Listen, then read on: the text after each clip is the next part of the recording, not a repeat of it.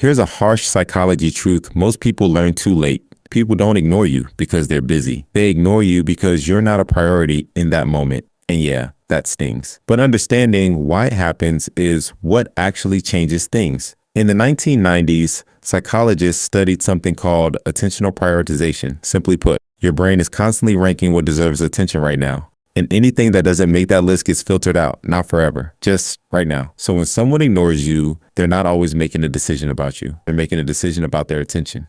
And that is a completely different thing. But here's where your brain makes it worse. Psychologists call it negative attribution bias, meaning when information is missing, your brain doesn't wait. It makes up the worst possible explanation and treats it like fact. Someone doesn't reply, and within minutes, your brain has already written the whole story. I said something wrong. They don't care anymore. Maybe I'm just too much. If you've ever sat there rereading a message trying to figure out what you did wrong, you already know exactly what this feels like. And here's what makes it dangerous. Once you believe that story, you start acting on it. You become more anxious, more available. You reach out more. You over-explain yourself. And without realizing it, you start chasing.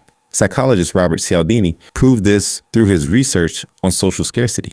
Basically, we value things more when they're not always available. When someone knows you'll always respond, always reach out first, always be there, there's no urgency for them to show up the same way. The balance shifts. Not because you're less valuable, because you've made yourself predictable. Now here's the part most videos skip. Not everyone who ignores you is doing it on purpose. Some people go silent when they're overwhelmed. Some don't know what to say, so they say nothing. Some are dealing with something privately that has absolutely nothing to do with you. Your brain jumps straight to it's me, but reality is almost always more complicated than that. That doesn't mean you excuse it.